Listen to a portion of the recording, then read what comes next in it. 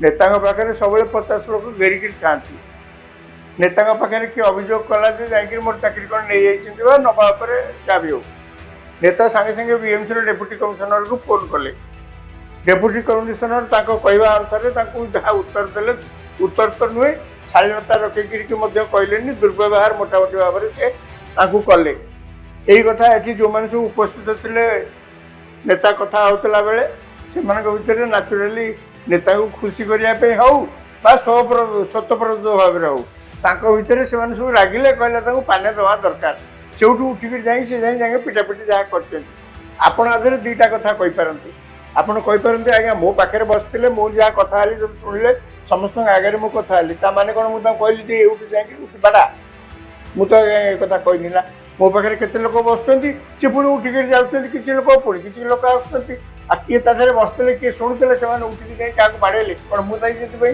धर्मेन्द्र प्रधान चाहिए तेणु से गिरफ हुए आज्ञा एमती कौन आईन कानून सब चलो ये मु चाहिए आपण गिरफ आपण चाहिए किए गिरफ से चाहिए 12 घंटा आगु भी आपन को प्रश्नटा उठिले 12 घंटा आगु चाहिए नहीं परले नहीं आज्ञा जदि चाहिबार थिला 12 घंटा आगु कहीं चाहिए जेहेतु विजु जनता दल 24 वर्ष है क्षमता रही तेणु एमाने जा इच्छा ताज कर यही जो धारणा सृष्टि है से विजु जनता दल हारीगला मु भावुची वर्तमान जहाँ ठीक है ना धीरे धीरे धीरे धीरे भारतीय जनता पार्टी प्रति लोकंर जन अवधारणा ये आहरी खराब होता। नमस्कार न्यूज रूम को स्वागत। दर्शक बंधु आज आलोचनार विषय वस्तु से गोटे कथा जे जगन्नाथ प्रधान गतकाली अरेस्ट होती आत्मसमर्पण करिसेंती। गत 4 दिन है जगन्नाथ प्रधान कथा को लेकिन बेस तीव्र प्रतिक्रिया प्रकाश पाई। ओएस संघ मध्य स्ट्राइक करथिला एबे जेहु आंदोलन रो मध्य हटिची ए संपर्क भितर हम आज आलोचना करिबा। ओएस संघंकर स्ट्राइक करिया पछरे कोन कारण रहितला एवं जगन्नाथ प्रधान केमती अरेस्ट हेले ए सब विषय आलोचना करिया। मो संगर अछंती वरिष्ठ सांबादिक श्रीयुत राजाराम शतपथी सर आ अछंती राजनेता खारवेल स्वाई सर। सर नमस्कार निजरम को स्वागत। सर एते बड़ घटना जो घटिला समस्त भीतर गोटे द्वंद्व थिला जगन्नाथ प्रधान अरेस्ट हेबे कि नहीं। मु प्रथमे खारवेल सर को पचारबी जे कालीटू गोटे कथा थिला जे एक्चुअली जगन्नाथ प्रधान अरेस्ट हेबे कि नहीं। समते भाबुतले अरेस्ट हेई पारंदी केते जण भाबुतले अरेस्ट मध्ये न हेई पारंदी कारण जगन्नाथ प्रधान को विरोध रे समिति किछि ठोस प्रमाण नाही। हठात जना पड़ला से आसिले एवं सरेंडर कले अरेस्ट हेले या पछरे कारण कोन रहउछि बोले अपन भाबुछन। दुईटी कथा अछि गोटे हूँ सत्य आ गोटे हूँ जन अवधारणा पीपुल्स परसेप्शन। अधिकांश समय सत्य अपेक्षा जन अवधारणाटा हूँ बेसी गुरुत्वपूर्ण। जगन्नाथ प्रधान एथिरे संपृक्त अच्छा न अच्छा से अलग कथा किंतु मो ड्राइवर जो दिन माड़ा है मो ड्राइवर मत मु प्रथम तारी पाखु शुणिली सी मत कहला जे जगन्नाथ प्रधान लोक जा ना कहीकि तेणु यही जो गोटे जन अवधारणा आई जन जगन्नाथ प्रधान लोक पिटी एवं ये पिटिवा पछरे तांकर समर्थन अच्छी यहीटा हूँ बड़ कथा। तेणु से दृष्टि जो गिरफ कराई ठीक कराई माने आपण कहउछन घटना रे जेतेबेले रत्नाकर साहू को ऊपर गोटे माड़ हमार घटना हबा ताको घोषाड़ी की पिटिबा या निहाती भाव रे समस्त निंदा करछनी ता संगे आपण मध्ये निंदा करछन किंतु मोर एठी आपण गोटे प्रश्न रहिबो जो ओएस संघ किछि दिन तळे ओआरएस संघ स्ट्राइक करथिले तापर ओएस संघ मध्ये स्ट्राइक करले किंतु एठी देखा जाउची ओएस संघकर तत्परता के अधिक बेसी से माने नछोड़ बंधा तो पूरा अड़ी बसिक रहिले जगन्नाथ प्रधान को अरेस्ट करा जिवो नहले आमे उठिबु नाही सेति भाई कही आपण देखिबे बीएमसी सब ऑफिस रे मध्ये खाली पड़िला तांकर ए जो बिजु जनता दल को समय रे बीजेडी समय रे तांकर इनती एक्टिव थिले से माने ना एबे हठात की एक्टिव होइछ ना ता पछरे किछि कारण अछि बोले आपण भाबुछन सेते बेले तो एक्टिव नथिले बोली तो बिजु जनता दल हल्ला जदि सेते बेले से माने एहुडी एक्टिव पेही थांते ताहेले बिजु जनता दल बेताहिर न था।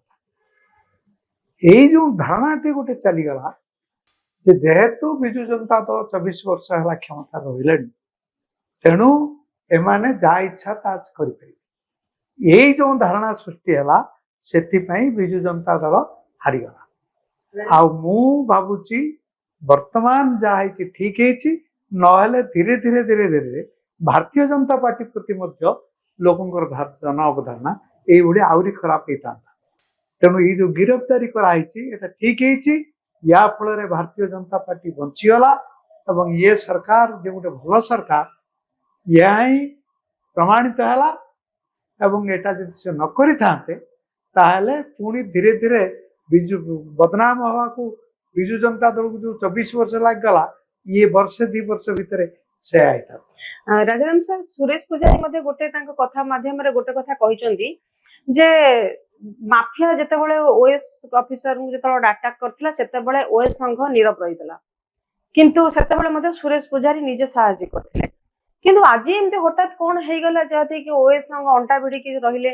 ଯେମିତି କି ସାର୍ କହୁଛନ୍ତି ସେତେବେଳେ ଚୁପ୍ ରହିଥିଲେ, ସେଟା ଭଲ ନଥିଲା, ସେଥିପାଇଁ ହାରିଲେ। ଆଉ ବର୍ତ୍ତମାନ ଚୁପ୍ ନ ରହିବା କାରଣରୁ ବିଜେପି ପାଇଁ ଭଲ। ଆକ୍ଚୁଆଲି କଣ ସେ ପାଣ୍ଡିଆନଙ୍କୁ ଡରୁଥିଲେ ନା ମୋହନ ମାଝୀ ସରକାର ସେତିକି ଫ୍ରିଡମ ଦେଇଦେଇଛନ୍ତି ବୋଲି ଓଏସ୍ ସଂଘ ଆଜି ପୁରା ରାସ୍ତାରେ ଛିଡା ହେଇଛନ୍ତି? ଅବଶ୍ୟ ସେଇଟା ସତ। କାହିଁକିନା ବିଜେଡି ଗଭର୍ଣ୍ଣମେଣ୍ଟରେ ଆପଣ ମାନେ କେହି ଓଏସ୍ ଅଫିସର ସଂଘ ଓଏସ୍ ସଂଘ ଡାକରାରେ କେହି କେବେ ଆନ୍ଦୋଳନକୁ ଅଫିସର ମାନେ ଓହ୍ଲେଇଥିବାର ମୁଁ କାହିଁ ଭାବୁନି। ଓଲଟା ଯେତେବେଳେ କିଛି ବିଜେପି ଲୋକ ଗୋବର ପକେଇଥିଲେ ପାଣ୍ଡିଆନଙ୍କ ଘର ଆଡେ,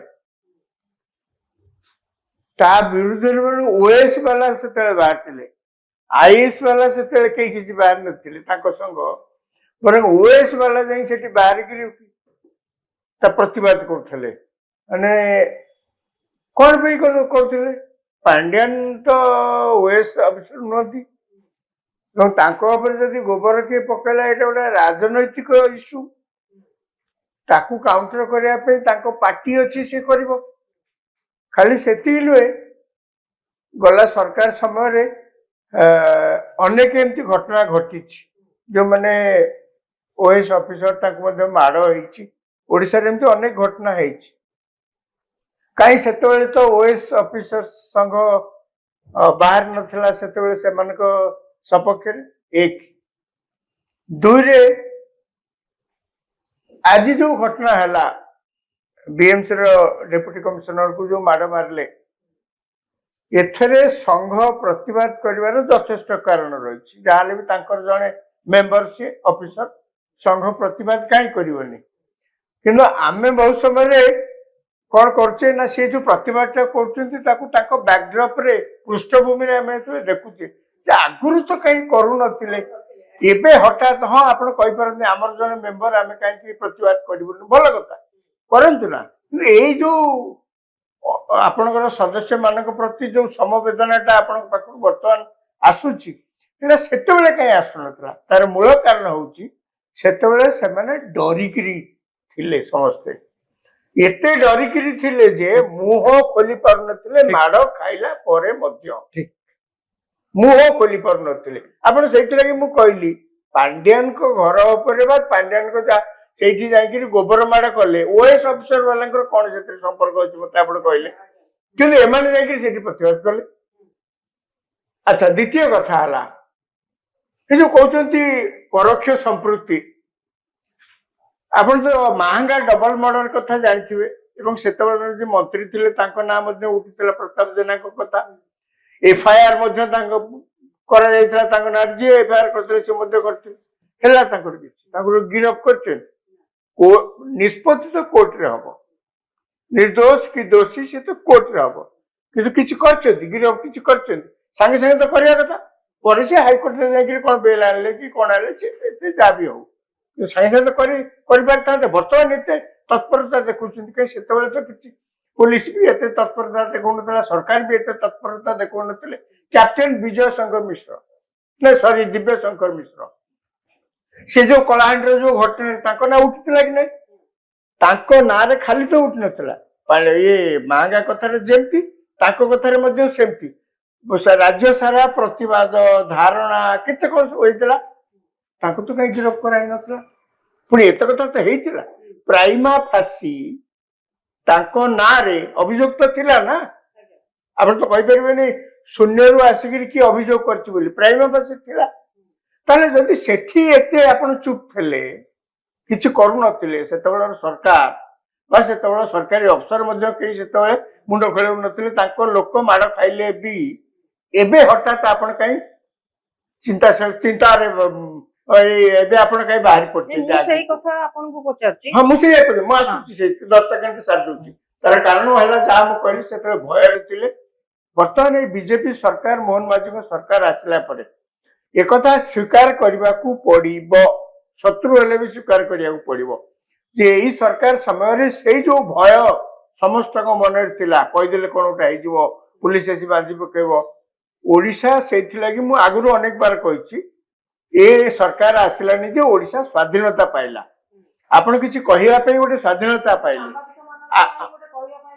खाली सांबादिक नुहति सरकारी अफसर माने कही पार नथिले ना तेणु ये जो स्वाधीनता आपन को मिली ताकू आपण व्यवहार करी आज सरकार को काठगड़ा भितर जी आपन को स्वाधीनता देइचंती तांकू आपण काठगड़ा भितर ठिया करिचंती। एबे आसंतु सरकार को पाखकू सरल कथा कहले आपण सेही काम कले बदनाम खातार ना लिखेले आपण जगन्नाथ प्रधान को काली राति जो गिरफ्त कले आपण को जुक्ति कौन पुलिस रो जुक्ति जे प्राइमा फासी तांको विरुद्ध रे हम पाखरे किछि प्रमाण अछि से प्रमाण कोर्ट रे स्टैंड करिवो न करिवो तो पर कथा प्राइमा फासी का विरुद्ध रे किछि थिले प्राथमिक तदंत रु हम जा देखिलु तांकर संपृक्ति बाबद रे सेज में हम ताऊ गिरफ्त करछि या तो कथा आउ कोन के एही कामटा 12 घंटा आगु कहीं करलेनी पुलिस की कौन से लोककर एमतिया घटना रे प्राइमा फासी संपृक्ति अछि ना नहीं कहउछंदी 12 घंटा आगु काहे कलेनी सरकार जो कामटा कले सेटा 12 घंटा आगु करिवार थिला एति पई कोनोसी समान दलर राजनेता कर किछि प्रेशर थिला कि कासे अटके पे चेष्टा करथिले कि करथिले दल मध्ये लाभ नै तांता सरकार भी लाभ नैते बर्तन सब काम कले बदनाम मुंडेले कोन दुखाइबल सर अपन जदी कहउछदी दलर काहार प्रेशर थिला कि जे कि चेष्टा करूथिले जगन्नाथ प्रधान अरेस्ट न होदु सेति पई गोटे प्रयास थिला जा फल के से जते बळे देखिले ओएस संघ एकदम रडी बसिचंती अडी बसिचंती सेति पई से बाध्य होई कि अरेस्ट होबा तांकर थय होला होय तो सेटा हेई पारे किंतु जा हेची भलो हेची कारण विलंबे कार्य सिद्धि विलंब हो पछके किंतु मु जो केसो पूर्व कहूली आपण एई जो महांगा कथा कहले सेठी नुआपड़ा रे दिव्य शंकर मिश्र कथा कहले यही बड़ी घटना सबू बिजु जनता दल बेले घटी थिला बोली बिजु जनता दल हारिगला माने एटा गोटे सरकार पई गोटे गुड साइन अरेस्ट करचोंती भलो सरकार भल निश्चित भाव में कहीं सरकार आ द्वारा लाभ नहीं अंत कई सरकार को कहीपरिबेनी जे एभली गोटे घटना है एते पाटन है सरकार देखला सबको चापी देले कहीं शासक दल नेता बोली बर्तमान तो से कथा कहीं कहीपरिबे नहीं मोर केवल कहवा कथा जे पब्लिक परसेप्शन गोटे पॉलिटिकल पार्टी तो बचे गोटे सरकार भी बचे ना जेमती आप आज्ञा कहते जे केतबे एत कथा हैला बोली कि सरकार घोड़िया चेष्टा कले बोली आज हारले आज्ञा वर्तमान अंततः जेतिकी लोक भी कहते कहीं आप 12 घंटा आगु कले से कम कले कहीं अन्य मान सुजोग देले ए प्रकार होवाला करने कि निजर ट्रैक रेकर्ड आठ खराब प्रबल मात्रा खराब से माने वर्तमान भद्रलोकी साजिकी वर्तमान आसिक कहते कहीं या गिरफ्त करा ठीक अच्छे प्राइमा फासी जेकोसी लोक भी कह किसी संपृक्ति अच्छे तेणु आप जी सुनाम पाई के काल सका आंगुठी देखिए कहीपरि दुर्नीति को ए अपराध को आप घोड़े बोली किंतु जेतिकी भी है गंडगोल है बर्तमान लोकों भितर किसी लोकों भितर अंततः ये धारणा तो सृष्टि है चापर बसवर्ती होकर बाध्य से गिरफ्त कले कहीं आप बदनाम मुंडेले 12 घंटा आगु जब करते ए प्रकार बदनाम तो मुंडे पड़ न था ना सर मु गोटे कथा बुझी पारुनी जेतेबेले रत्नाकर साहू ऊपर माड़ हैला एवं तांको ऊपर जेतेबेले टाणी के ताको किछ फोटो मध्ये वीडियो मध्ये वायरल होतला ସେଟା ବୋଧେ ପବ୍ଲିକ ଫୁଟେଜ ଥିଲା, ଭାଇରାଲ ହଉଥିଲା ଏବଂ କୁହାଯାଉଛି ଯେ ସେଠି ସିସିଟିଭି କାମ କରୁନଥିଲା। କିନ୍ତୁ ଗୋଟେ ଏତେ ବଡ ଅଫିସ ରେ ଏତେ ଯୋଉ ଅବ୍ୟବସ୍ଥା ରହିବାଟା, ଯାହାକି ସୁଲୋଚନା ମ୍ୟାଡାମ ମଧ୍ୟ ଉଠେଇଥିଲେ, ଗନମ୍ୟାନ ରହିବା ଦରକାର, ସିସିଟିଭି କାମ କରୁନି, ତାର ଆବଶ୍ୟକତା ରହିଛି କି ନାହିଁ? ସରକାର ଏଥିରେ ମଧ୍ୟ ଗୁରୁତ୍ୱ ଦେବା ଆବଶ୍ୟକ କି ନାହିଁ? ଖାରବେଳ ସାର୍। ହଁ, କରାଯିବା ଉଚିତ, କିନ୍ତୁ ମୁଁ ପୁଣି କହୁଛି ବିଳମ୍ବେ କାର୍ଯ୍ୟ ସିଦ୍ଧି। ବିଳମ୍ବ ହଉ ପଛକେ ଏଇ ଯୋଉ ପ୍ରଧାନଙ୍କୁ ଯୋଉ ଗିରଫ କରାଗଲା ଏବଂ କୁହାଯାଉଛି ଯେ ଧର୍ମେନ୍ଦ୍ର ପ୍ରଧାନଙ୍କର ଲୋକ ସିଏ, ଧର୍ମେନ୍ଦ୍ର ପ୍ରଧାନ କହିବାକୁ ଗିରଫ କରାଗଲା। ଯଦି ଧର୍ମେନ୍ଦ୍ର ପ୍ରଧାନ ଏକଥା କହିଥାନ୍ତି ମୁଁ ତାଙ୍କୁ ଧନ୍ୟବାଦ ଦଉଛି, କାରଣ ଦଳ ହଉଛି ସବୁଠାରୁ ବଡ। ଧର୍ମେନ୍ଦ୍ର ପ୍ରଧାନ ଚାହିଁଲେ ତ ଗିରଫ ହେଇଯାଆନ୍ତୁ ବୋଲି ଆଜି ଖବରକାଗଜରେ ଆସିଛି, ସେ ଚାହିଁଲେ ତ ଗିରଫ ହେଇଯାଆନ୍ତୁ। ତେଣୁ ଠିକ କରୁଛନ୍ତି, କାରଣ ଯଦି ସେଟା ସେ ନ କରିଥାନ୍ତେ ସିଏ ବି ବଦନାମ ହେଇଥାନ୍ତେ। ଏଇଠି ଆଉ ଗୋଟେ କଥା ରହୁଛି, ଯେତେବେଳେ ଓଏସ ସଂଘ ଏତେ ମାନେ ତାଙ୍କର ଗୋଟେ ଜିଦ୍ଦି ରହିଲା ଯେ ଜଗନ୍ନାଥ ପ୍ରଧାନଙ୍କୁ ଆରେଷ୍ଟ କରିବା ଦରକାର, ସେତେବେଳେ ପର୍ଯ୍ୟନ୍ତ ଅଲରେଡି ମନମୋହନ ସାମଲଙ୍କ ନେତୃତ୍ୱରେ 5 ଜଣ ଆରେଷ୍ଟ ହେଇସାରିଥିଲେ। ତା ଭିତରେ ବି ସେମାନଙ୍କର ସେଇ ଗୋଟିଏ ଜିଦ୍ଦି ରହିଲା ଜଗନ୍ନାଥ ପ୍ରଧାନ ଆରେଷ୍ଟ ହେବେ। କାହିଁକି, କଣ ପାଇଁ? ଯୋଉଠି ଏତେ ପ୍ରମାଣିତ କିଛି ନାହିଁ ତାଙ୍କ ବିରୋଧରେ, ଖାଲି ଗୋଟେ କୁହାଯାଇଥିଲା ଯେ ଜଗା ଭାଇ କହିଲେ, ଗୋଟେ ଠୋସ୍ ପ୍ରମାଣ କରିଥିଲେ କି?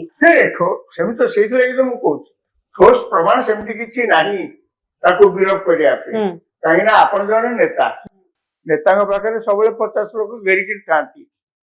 ନେତାଙ୍କ ପାଖରେ କିଏ ଅଭିଯୋଗ କଲା ଯେ ଯାଇକି ମୋର ଚାକିରି କଣ ନେଇଯାଇଛନ୍ତି ବା ନବା ଉପରେ ଯାହା ବି ହଉ, ନେତା ସାଙ୍ଗେ ସାଙ୍ଗେ ବିଏମସି ର ଡେପୁଟି କମିଶନରକୁ ଫୋନ କଲେ। ଡେପୁଟି କମିଶନର ତାଙ୍କ କହିବା ଅନୁସାରେ ତାଙ୍କୁ ଯାହା ଉତ୍ତର ଦେଲେ, ଉତ୍ତର ତ ନୁହେଁ, ଶାଳୀନତା ରଖିକିରି ମଧ୍ୟ କହିଲେନି, ଦୁର୍ବ୍ୟବହାର ମୋଟାମୋଟି ଭାବରେ ସେ ତାଙ୍କୁ କଲେ। ଏଇ କଥା ଏଠି ଯୋଉମାନେ ସବୁ ଉପସ୍ଥିତ ଥିଲେ ନେତା କଥା ହଉଥିଲା ବେଳେ, ସେମାନଙ୍କ ଭିତରେ ନ୍ୟାଚୁରାଲି ନେତାକୁ ଖୁସି କରିବା ପାଇଁ ହଉ ବା ସ୍ୱତଃପ୍ରଦ ଭାବରେ ହଉ, ତାଙ୍କ ଭିତରେ ସେମାନେ ସବୁ ରାଗିଲେ, କହିଲେ ତାଙ୍କୁ ପାନେ ଦେବା ଦରକାର। ସେଉଠୁ ଉଠିକିରି ଯାଇ ସେ ଯାଇକି ପିଟାପିଟି ଯାହା କରିଛନ୍ତି। ଆପଣ ଆଦେହରେ ଦିଟା କଥା କହିପାରନ୍ତି।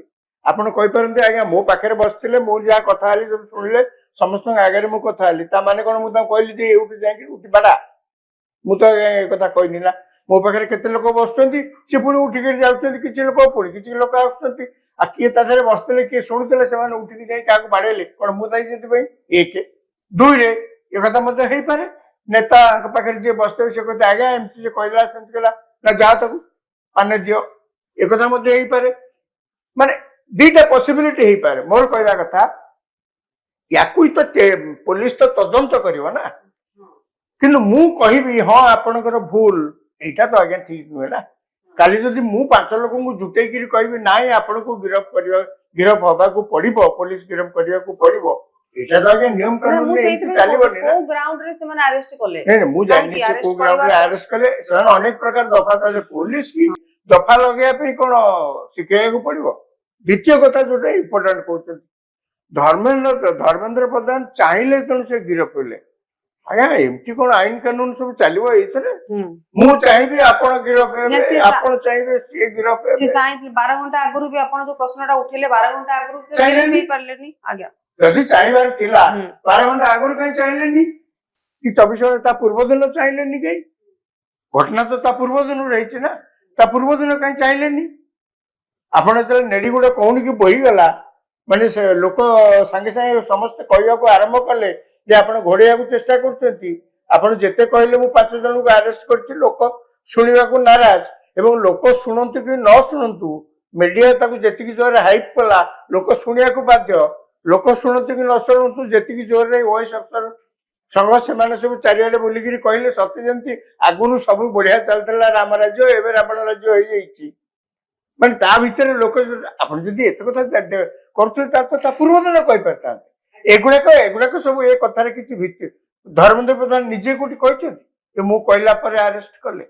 କହିଛନ୍ତି? ମୁଁ କାହିଁ ଭାବୁନି ଧର୍ମେନ୍ଦ୍ର ପ୍ରଧାନ ନିଜେ କୋଉଠି କହିଛନ୍ତି ଯେ ମୁଁ କହିଲା ପରେ ପୋଲିସ ଆରେଷ୍ଟ କରୁନଥିଲା, ମୁଁ କହିଲା ପରେ ଆରେଷ୍ଟ। ଲୋକମାନେ କହୁଛନ୍ତି ଧର୍ମେନ୍ଦ୍ର ପ୍ରଧାନ ହଉଛନ୍ତି ଜଗନ୍ନାଥ ପ୍ରଧାନଙ୍କର, ମାନେ ଜଗନ୍ନାଥ ପ୍ରଧାନ ଧର୍ମେନ୍ଦ୍ର ପ୍ରଧାନଙ୍କୁ ବହୁତ ମାନନ୍ତି। ପ୍ରକୃତ ଲିଡର। ୟାର ଅର୍ଥ ନୁହେଁ ଯେ ସିଏ ଆଉ କାହାକୁ ନ ମାନନ୍ତି। ସେ ଯୋଉ ଆଙ୍କୁ ମାନନ୍ତି ଆଜ୍ଞା ମିଡିଆରେ ବହୁତ ସମୟରେ ଯୋଉ ନାଇଁ ଆପଣ କପଳ ଏଇଟାକୁ ଭୁଲି ଯାଉଛନ୍ତି ବୋଧେ ଜଗନ୍ନାଥ ପ୍ରଧାନଙ୍କର ଧର୍ମେନ୍ଦ୍ର ପ୍ରଧାନଙ୍କର ଅପରାଜିତା ଷଡଙ୍ଗୀଙ୍କ ସହିତ ମତଭେଦ ରହିଛି ବୋଲି ସମସ୍ତେ କଥା ହୁଅନ୍ତି। ଆଜ୍ଞା ସେ ଅଲଗା କଥା। ଯାହାକି ଜଗନ୍ନାଥ ପ୍ରଧାନ ସେ ବି ନିଜେ କହିଛନ୍ତି ଅପରାଜିତା ଷଡଙ୍ଗୀ ହଉଛନ୍ତି ଟିଆରପି ପାଇଁ କାମ ପୋଷ୍ଟଟା କଲେ, ଧର୍ମେନ୍ଦ୍ର ପ୍ରଧାନ ହଉଛନ୍ତି ଟାଣୁଆ ଲିଡର। 2014 ମସିହାରେ ଯେତେବେଳେ ବିଜେପି ଦଳ ବସିଲା ଆମର କାହା ନେତୃତ୍ୱରେ ଆମେ ନିର୍ବାଚନ ଲଢିବା, ଆମର ପ୍ରାଇମ ମିନିଷ୍ଟର ଫେସ୍ କିଏ ହେବେ, ସେତେବେଳେ କହିଲେ ନରେନ୍ଦ୍ର ମୋଦିଙ୍କ ନାଁ ଉଠିଲା। କିନ୍ତୁ ସେଇ ଦଳରେ ସେଇ ବୈଠକରେ ଏମିତି ବି ଲୋକ ଥିଲେ, ଏମିତି ବି ନେତା ଥିଲେ, ବହୁ ପୁରୁଣା ନେତା ଥିଲେ ଯେଉଁମାନେ କି କହିଲେ ନାଇଁ ନରେନ୍ଦ୍ର ମୋଦିଙ୍କୁ ଆମେ ସମର୍ଥନ କରିପାରିବୁନି। କହିଲେ ତା ମାନେ କଣ ତାଙ୍କର ସେ ମତଟା ଦେଇଦେଲେ ବୋଲିକିରି ନରେନ୍ଦ୍ର ମୋଦିଙ୍କ ସହିତ ତାଙ୍କର ପୁରା ଐନକୁଳ ସମ୍ପର୍କ ହେଲା। ସୁଷମା ସ୍ୱରାଜଙ୍କୁ ସେତେବେଳେ କୁହାଯାଉଥିଲା ଯେ ଇଏ ନରେନ୍ଦ୍ର ମୋଦି ନିର୍ବାଚନ ନେତୃତ୍ୱ ନେବେ ବୋଲିକି ସେ ବିରୋଧ କରୁଥିଲେ, ପଳେଇ ଆସିଲେ ମଧ୍ୟ ସେ ବୈଠକରୁ କିଛି ସମୟ ପରେ। କିନ୍ତୁ ସୁଷମା ସ୍ୱରାଜ ତ ପୁଣି ବୈଦେଶିକ ମନ୍ତ୍ରୀ ଥିଲେ, ଏତେ ଭଲ ପରଫର୍ମାନ୍ସ, ପ୍ରଧାନମନ୍ତ୍ରୀଙ୍କ ସହିତ ତାଙ୍କର ଏତେ ଭଲ ସମ୍ପର୍କ। ତେଣୁ କୋଉ କଣ୍ଟେକ୍ସଟରେ କିଏ କୋଉଠି 5 ଜଣ ଯେତେବେଳେ ମିଶିକି ରାଜନୈତିକ ଦଳରେ ଅଛନ୍ତି ମତଭେଦ ହବା ସ୍ୱାଭାବିକ। କୋଉ କଣ୍ଟେକ୍ସଟରେ କାହାର କାହା ସହିତ ମତଭେଦ ହେଇଥିବ ତାର ଏଇ ଘଟଣା ଏଠି ତ ଆଇନ କାନୁନ କଥା ନା। ଆପଣଙ୍କୁ ଗିରଫ କରାଯିବ ମାନେ ଆପଣ କୋର୍ଟରେ ପ୍ରଡ୍ୟୁସ ହେବେ, ଏ ତ ଆଇନ କାନୁନ କଥା। ଧର୍ମେନ୍ଦ୍ର ପ୍ରଧାନ କହିଦେଲେ ଆଙ୍କୁ ଗିରଫ କର, ସେ କହିଲା ପରେ ଆରେଷ୍ଟ ହେଲେ, ଇଏ ଆଜ୍ଞା ଗୋଟେ କପଳ କରିଦେଲେ। ଖାରବେଳ ସାର୍ ଏଇଠି ଗୋଟେ କଥା ରହୁଛି, ଯେତେବେଳେ ଆପଣ ଦେଖିଲେ ରଥଯାତ୍ରାରେ 3 ଜଣ ମୃତ୍ୟୁ ରହିଲେ ଏବଂ ପ୍ରଶାସନିକ ତ୍ରୁଟି ରହିଲା ବୋଲିକି ଲୋକ କହିଲେ। ୟା ପରେ ଯେତେବେଳେ ଦେଖିଲେ ଜଗନ୍ନାଥ ପ୍ରଧାନ ଯିଏକି ବିଜେପିର କର୍ମୀ, ତାଙ୍କ ଉପରେ ମଧ୍ୟ ଗୋଟେ ଆଲିଗେସନ ଆସିଲା। ଗତକାଲି ମଧ୍ୟ ଆପଣ ଦେଖନ୍ତୁ ନୀଳଗିରିର ବିଧାୟକ ଯିଏକି ଲେଖାଶ୍ରୀ ସାମନ୍ତ ସିଂହଙ୍କୁ ତାଙ୍କୁ ମଧ୍ୟ ଖରାପ କଥାରେ କହିଛନ୍ତି ଯେ ତାଙ୍କ ଚରିତ୍ର ଉପରେ ମଧ୍ୟ ସେ ଆକ୍ଷେପ କରିଛନ୍ତି। ତ ବିଜେପି କର୍ମୀ ମାନଙ୍କର ଯଦି ଏଇ ଟାଇପର ମାନେ କଥା ଆଟିଚ୍ୟୁଡ ରହୁଛି, ୟା ଦ୍ୱାରା ସରକାର ବେଶୀ ଦିନ ତିଷ୍ଠିବେ ତ ସରକାରଙ୍କ ପାଇଁ ସେଟା କ୍ଷତି ଆସିବ ବୋଲି ଆପଣ ଭାବୁଛନ୍ତି? ସରକାରଙ୍କର ଦୃଢ କାର୍ଯ୍ୟାନୁଷ୍ଠାନ ତାଙ୍କର ନିଜ ଦଳର ଲୋକମାନଙ୍କ ସହିତ ନବା ଉଚିତ କି ନାହିଁ? ହଁ, ଆପଣ ଦେଖନ୍ତୁ ଯେତେବେଳେ ଇନ୍ଦିରା ଗାନ୍ଧୀ ଯେତେବେଳେ ଜରୁରୀକାଳୀନ ଅବସ୍ଥା ଜାରି କରିଥିଲେ, ସେ ବହୁତ ଦିନ ଧରି କ୍ଷମତାରେ ଥିଲେ ଏବଂ ତାଙ୍କୁ ହଟେଇକି ଜନତା ପାର୍ଟି ସରକାରକୁ ଆସିଲା। କିନ୍ତୁ ମନେ ରଖନ୍ତୁ ଜନତା ପାର୍ଟି ମାତ୍ର 5 ବର୍ଷ ଭିତରେ ପରିଣାମ ହେଇଗଲା। ସେ ତାର 5 ବର୍ଷ ପରେ ପୁଣି ଇନ୍ଦିରା ଗାନ୍ଧୀ 80 ମସିହାରେ ପୁଣି ଜିତିକି ଆସିଲେ। ତେଣୁ କରିକି ବର୍ତ୍ତମାନ ଭାରତୀୟ ଜନତା ପାର୍ଟି ଭାବିବା ଉଚିତ ନୁହେଁ ଯେ ଇଏ ବି ଯାହା କଲେ ବି ଇଏ ବି ସେଇ 25 ବର୍ଷ 24 ବର୍ଷ ପର୍ଯ୍ୟନ୍ତ ଲୋକ କିଛି କହିବେ। ତେଣୁ ଯାହା ହେଇଛି ଠିକ ହେଇଛି, ସମ୍ପୂର୍ଣ୍ଣ ଭାବରେ ଠିକ ହେଇଛି ଏବଂ ଏହା ଦ୍ୱାରା ଭାରତୀୟ ବିଳମ୍ବ ହଉ ପଛକେ, ଯେମିତି ଶତପଥୀ ବାବୁ ଯେମିତି କହିଲେ ଯେ ବିଳମ୍ବ ହେଲେ ମଧ୍ୟ କିନ୍ତୁ ଗିରଫ ହେଇଛି, ଠିକ ହେଇଛି। କାରଣ ମୁଁ ପୁଣି କହୁଛି ଏ ଯୋଉ ଜନ ଅବଧାରଣା, ଯୋଉ ପବ୍ଲିକ ପରସେପସନ, ଏଇଟା ହଉଛି ସବୁଠାରୁ ବଡ କଥା।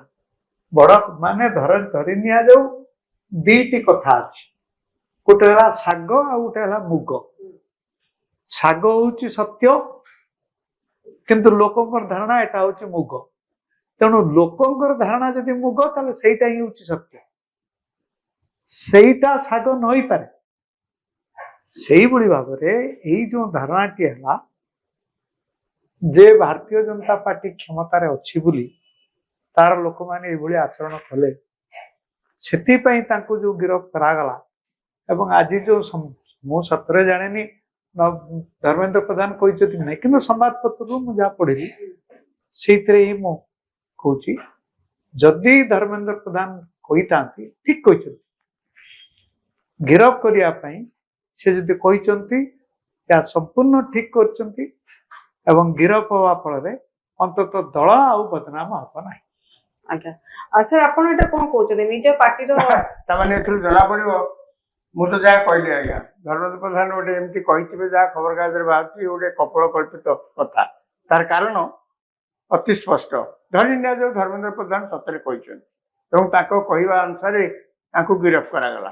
ତାମାନେ ୟାର ଅର୍ଥ ହବ ଯେ ରାଜ୍ୟ ସରକାର, ମୋହନ ମାଝୀଙ୍କ ସରକାର ଏ ଅପରାଧକୁ ଘୋଡେଇବାକୁ ଚାହୁଁଥିଲେ धर्मेंद्र प्रधान कहबारू प्रकृत में दोषी को बा अपराधी को गिरफ्त करागला यार अर्थ यह हम ताने भारतीय जनता पार्टी ओडिशा शाखा तांकर जने नेता को अपराधिक कार्यकलाप लिप्त थाई घोड़ेया चेष्टा करते ये पुणे कि से कहली जे धर्मेंद्र प्रधान जदि बा कहता मु कहीं गोटे विश्वास करनी एक से जन केंद्र मंत्री एत बड़ नेता सी कौन कहे जे आपको अरेस्ट कर आपको अरेस्ट करनी बोलिकी जदि बा सी एमती कौन राजनीति जी अच्छा सी कौन भर कथा होना कि पब्लिक फोरम को आसब से सी निजे कहे मु कहला अरेस्ट है बोलिकी ताने कौन ये करूँ मु कहला अरेस्ट कले बोलिकी माने हम निश्चय यहाँ कौन संभवपर कथा द्वितीय कथा जदि बा से कही था मुझे से कहली आज्ञा 12 घंटा आगु कहलेनि कहीं पार्टी इज्जत रही था सरकार इज्जत रही था समस्त इज्जत रही था गोटे मेसेज जाता पब्लिकली जे ए सरकार कहारी की छाड़ेनि से कथार कहते पूर्व सरकार कथार कहते कहारी की छाड़ती सी तो मुख्यमंत्री तो निजे कर जो मैंने चारिगड़ जाक बेढ़ी से गिनी बजेगी चारिड़े कहते कि ये सरकार अंतत सत्तरी गोटे मेसेज जाता आम दलर सीनियर नेता पुरुखा नेता हेले भी सांगे सांगे गिरफ्त से दिन रात गिरफ्त कले जदि से चाप जी पकड़े धर्मेंद्र प्रधान कहले से दिन कहले जगन्नाथ प्रधान गिरफ पछरे कार कारण बोले आपण भाबुचंदी किछि कारण नहीं पुलिस राज्य सरकार कारण राज्य सरकार आगु अरेस्ट करेंगे मुझे तो कहली आप जो कम एबे कले माने आसिलेनी खाली पड़िला हां नेचुरली आप जो कमटा एबे कले करी तो भलो करछन अंतत दल सरकार रो इज्जत बंचे दैछन कि जो कामटा भी कले मु तो सेदिलाई कहली 12 घंटा आगु कहीं कले आज्ञा बहुत बहुत धन्यवाद सर दर्शक बंधु समय आज जदि आम कार्यक्रम भल लगे आप चैनल को लाइक शेयर सब्सक्राइब करूँ रोची नमस्कार।